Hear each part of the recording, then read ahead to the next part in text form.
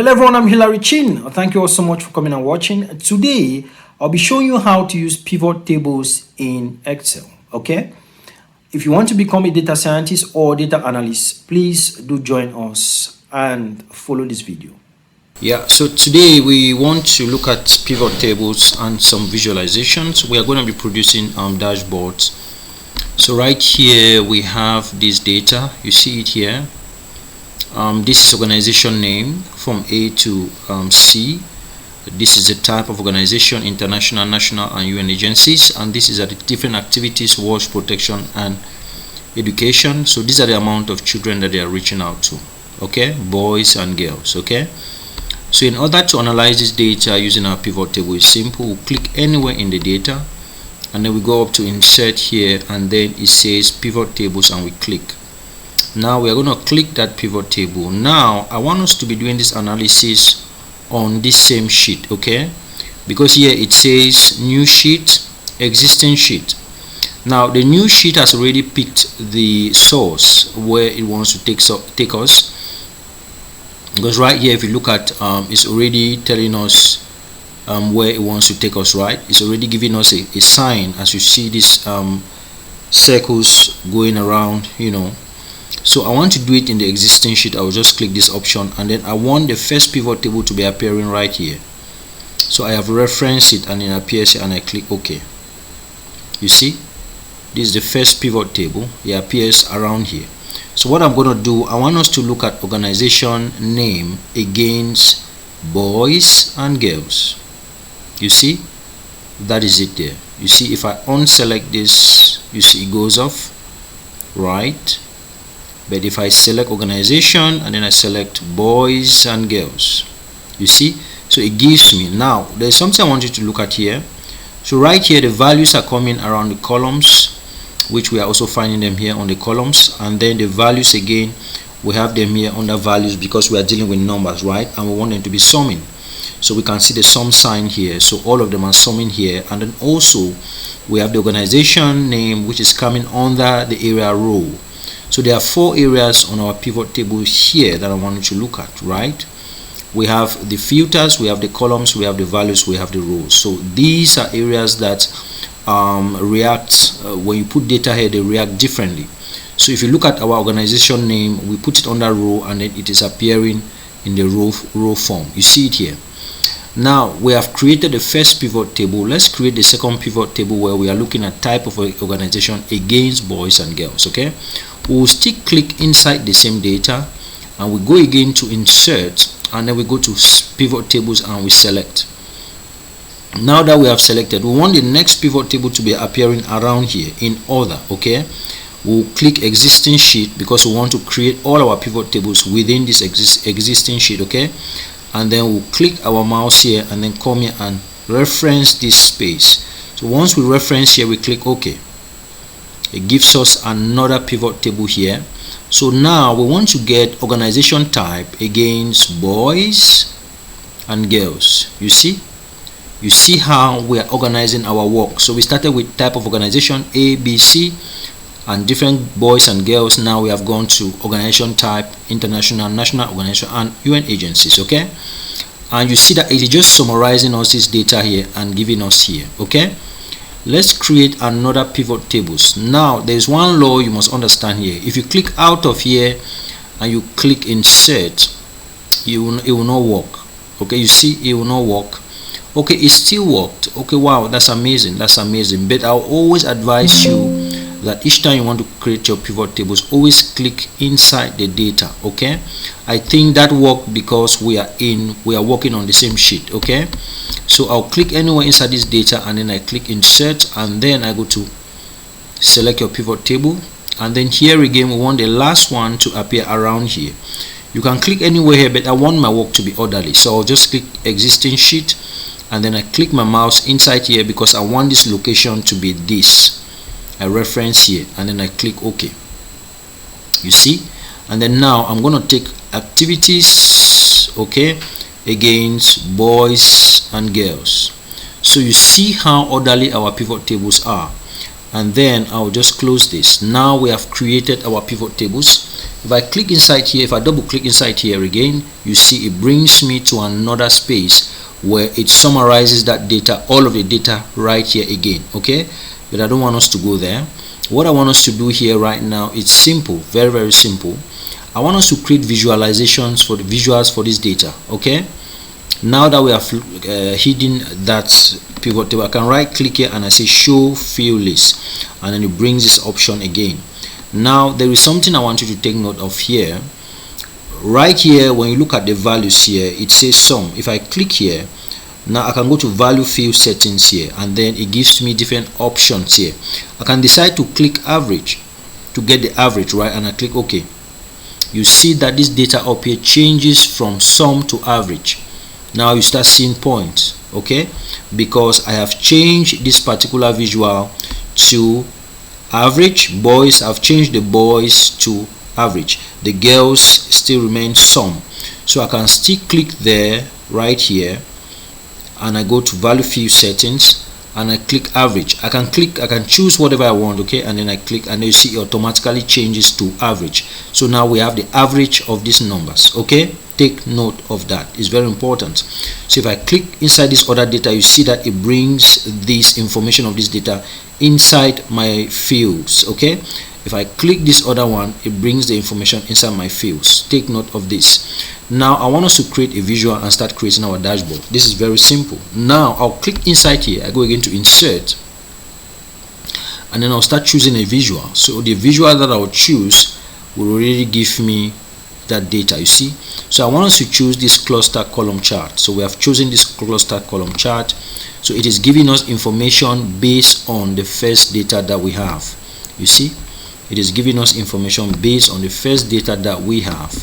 So it is giving us information based on this data because we click inside here. Okay, I'll just come here and I right click, and then I hide all field buttons chart, and then I come here and I click my backspace, it deletes that. I also come here, click my backspace, it deletes that, and then I come to this small cross here, and then I put my data labels on because I want to see. Remember that I was doing average at some point, and then here I want the chart titles to appear. So once I click this option, this chart title appears here. So I'll just put organization by children. Okay, organization by children. So that is it. Okay, so we are done with this.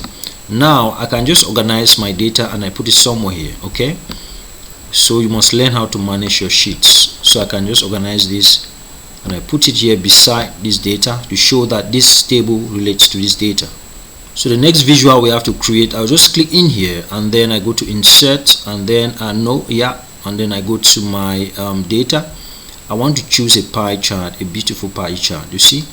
And then once I choose this pie chart, I'll come here and then I go to click any of this here, and then I right click and then I say hide all field buttons. It hides that, and then I come here and then I put my data labels on. You see that my chart title is already on. That's why I have this here. So I'll click on here and then I go to home. I can click here and I right click. Okay, it gives me some options where I can change things, but I don't want to change anything there. I can go back to home here, and then from there I make my values bigger and then I put them to bold. Okay, and then I bold them. Then since this title is on here, I can just put type of organization by children. Okay,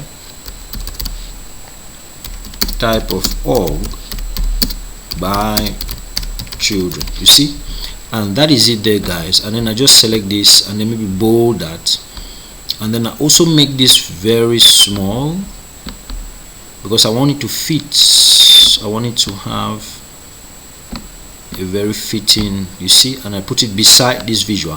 Now we have this table relates to this visual, this other table relates to this visual, right? And then we can come here also.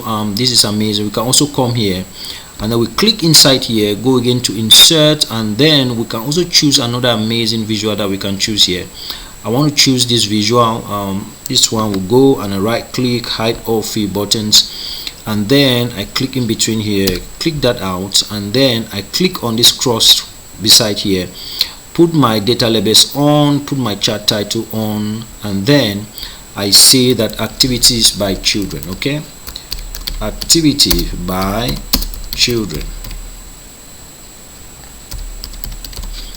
and that is it, guys. You see that I love this label here because it reveals, this color reveals that these are boys, the other one reveals that these are girls. Okay, and then down here I don't want this data down here, I just want it to be clean. And then yeah, that is it for today. Okay, fine, we can just, oh sorry, I'll just go back and then I'll shift this beside here. You see, so you see that I can create all my visuals in one space. Okay, so now I'll just go to another sheet here and I'll go to view. When I go to view here, what I'll do is I'll remove my grid lines. I just want to remove only my grid lines to make this clean. You see that it is clean now, for prepared for my dashboard. Okay, I'll just come here, okay, and then I'll right click, okay, and I go to copy, and then I come and paste here, Control V. That's the first visual, control copy, and then come and paste here. That's the second visual. The third one is this. I'll just come here, right click, copy, and then I come and paste here. You see that right now we have our visuals here. We can start designing very beautiful colors, maybe putting different colors in the background. Okay, and then here we are.